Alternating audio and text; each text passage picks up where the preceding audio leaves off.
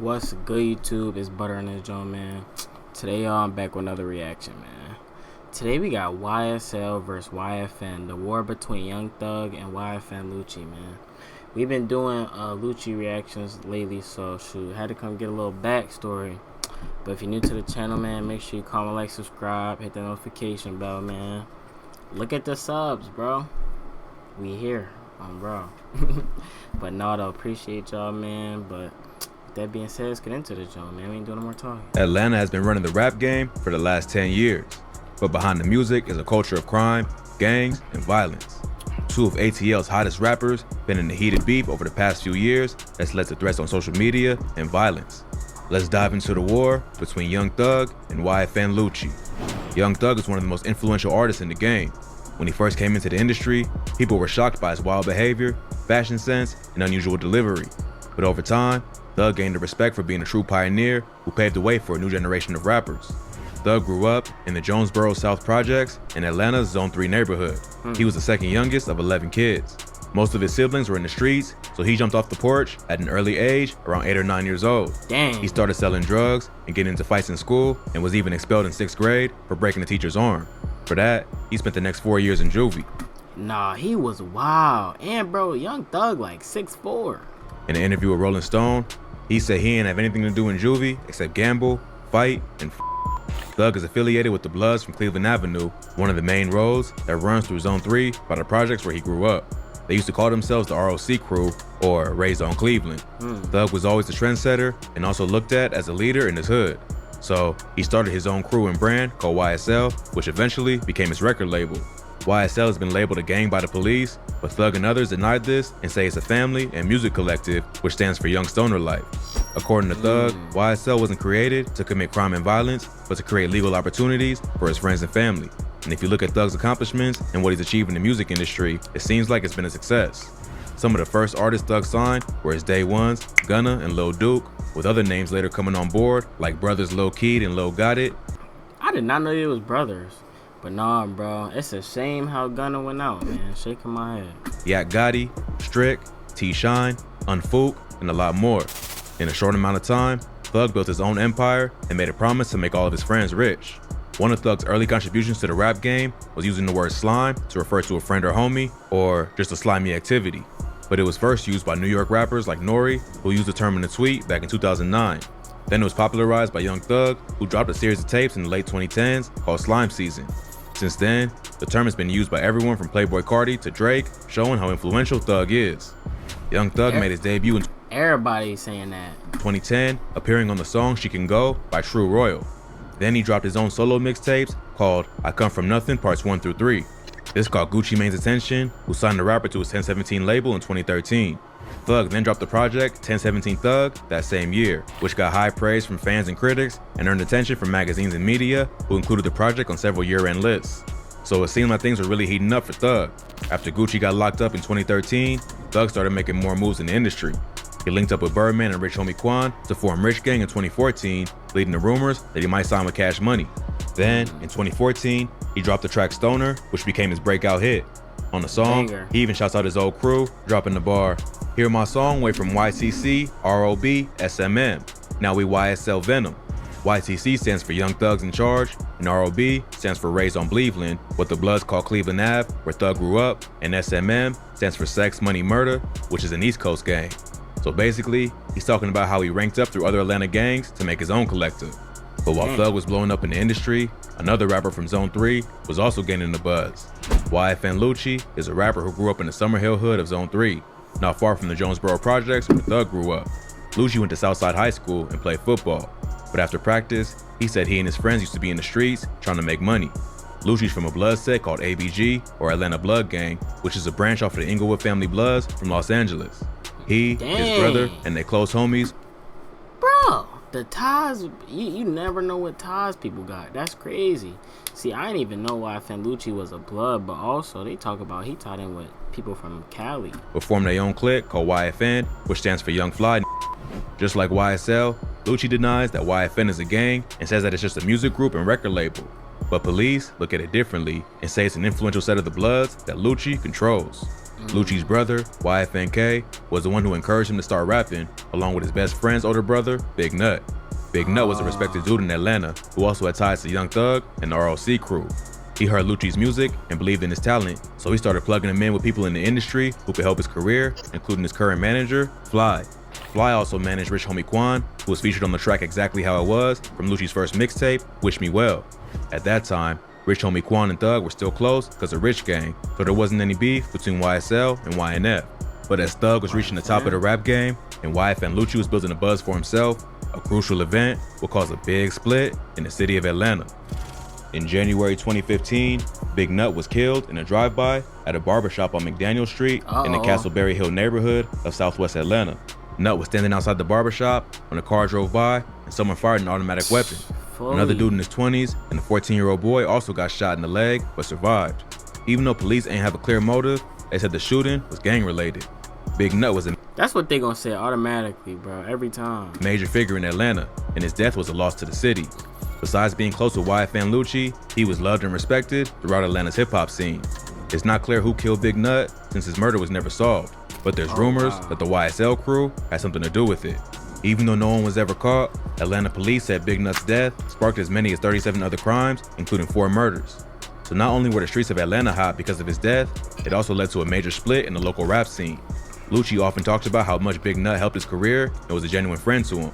Rappers from Atlanta were forced to pick sides between YSL and YFN, with many past collaborators turning away from Thug, like Rich Homie Quan and Bloody J.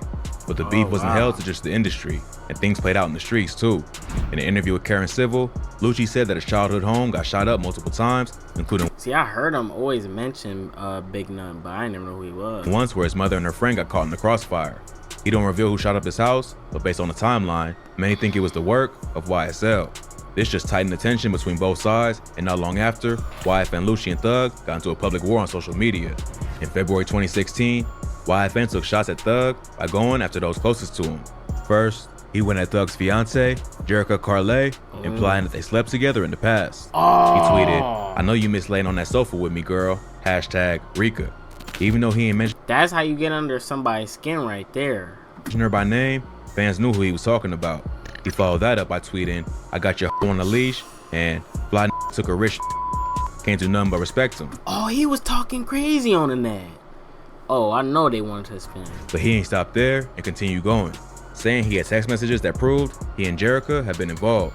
Lucci tweeted, "He gon' cry when he see these messages," following up with, "Go follow my Instagram right now, send me 100K followers, and I'm uploading them. Let's go." Lucci must have gotten the clout he was chasing, because he ended up posting the supposed messages, and it looks like it is between 2 people who are about to hook up, but there's no telling if the other number is really Thug's fiance. It shows Lucci asking the girl where 8 minutes away I'm about to hop in the shower. You should got it with me.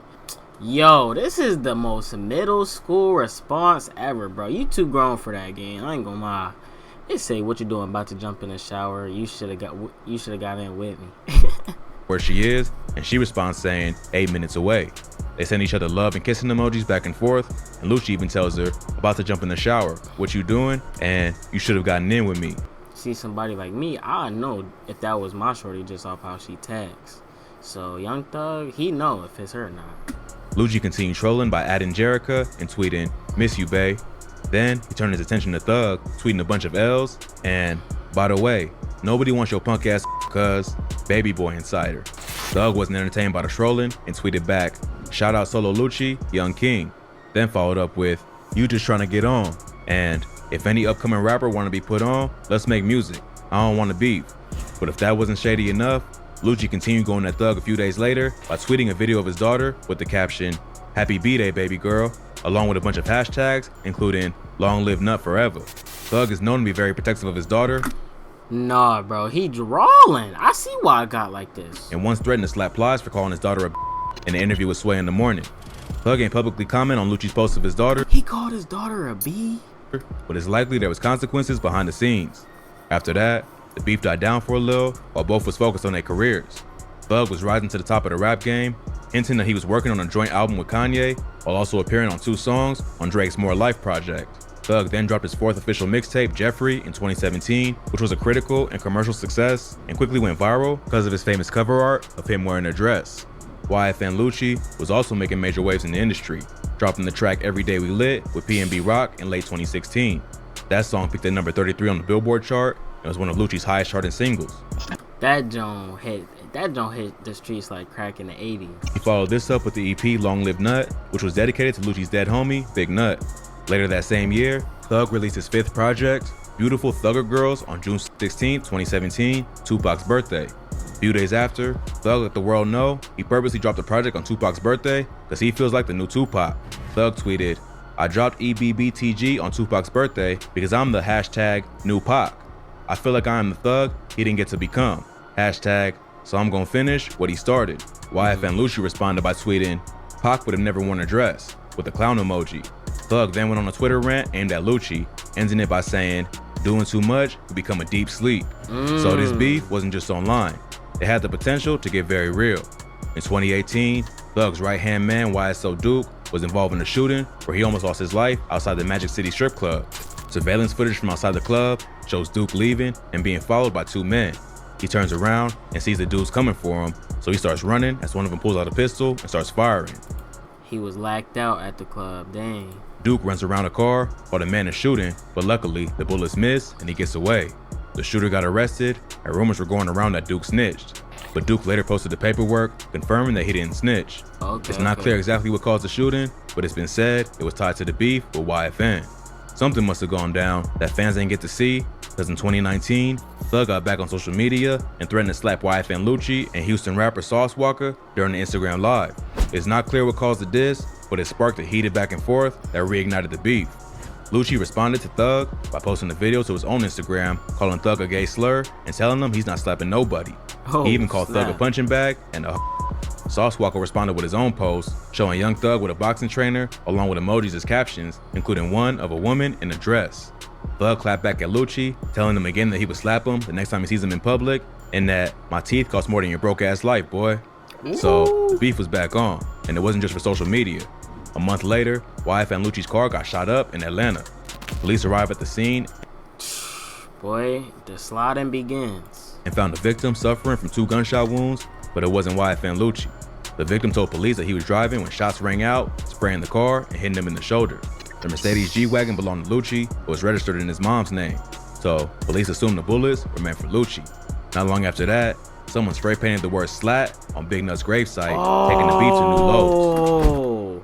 No, they didn't. Slat is a blood phrase used by Young Thug and other YSL members. It's not clear if it was vandalized by an actual YSL member or just someone chasing clout, but either way, it added fuel to the fire. Thug would drop his debut album, So Much Fun, in 2019 and throw subtle shots at Lucci on the track Just How It Is. First, he drops a bar justifying why he wore a dress on the cover of Jeffrey, rapping, "Had to wear the dress because I had the stick." This was also the line Thug said to Adam 22. Bro, that is not no valid reason to put no dress on, bro. I don't care who you is, bro. I would never. Sort of No Jumper, claiming he had an AK under the dress. Even though this bar ain't directly about Lucci, he was one of the haters who clowned Thug for his fashion choice. Then Thug rapped the bar, "Last tried me, almost got popped in Lennox." This bar is talking about the situation between Young Thug and YFN Lucci at They got mad police in the Lennox Mall. It'd be crazy to shoot somebody in there. Lennox Mall in Atlanta. It's not clear exactly what happened, but Lucci responded directly to the bar, posting to his IG story with slides that said, "Cap-ass album," and "Boy almost shitted on himself in Lennox, no cap." Thug responded to Lucci's comments by adding him and saying, "If I ain't like what you do for your mother and kids, I would have been killed you," with a bunch of crying emojis. But that ain't the only time YSL and YFN had a confrontation at Lennox Mall. About a year later, Thug's artist Yak Gotti posted a photo to Instagram of himself standing on the trunk of Lucci's car in the mall's parking lot while throwing up the middle finger. Around the same time, a YSL member named Snakeface posted a video of a YFN chain claiming he jacked Lucci or another YFN member. That's definitely what that is too. The beef finna get real. Just How It Is, Young Thug raps, "Stole a chain, but I ain't worried, fool," which might be a possible motive for the chain snatching.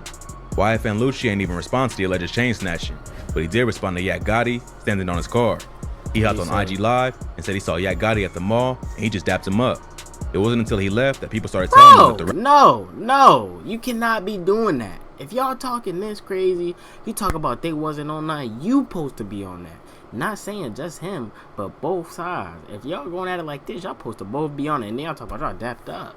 What's up? Rapper was standing on his car, taking pictures, which he considers a weak move. So it seemed like the beef was getting out of control, and it was only a matter of time before things got violent. But before it reached that point, YFN Lucci would get himself involved in some serious trouble with the law, which threatened both his freedom and his career. In January 2021, YFN Lucci was accused of being the driver in a drive-by that left one man injured and another man dead. Police say that Lucci, along with 3 other gang members, drove through the ops hood in December of the previous year and opened fire on another group of men. The other group ended up firing back, and a man named James Adams, who was inside the car with Lucci, got shot in the head. Adams was then thrown out of the car and left to die on the side of the road. Oh, this what they talk about when he threw his mans out the car.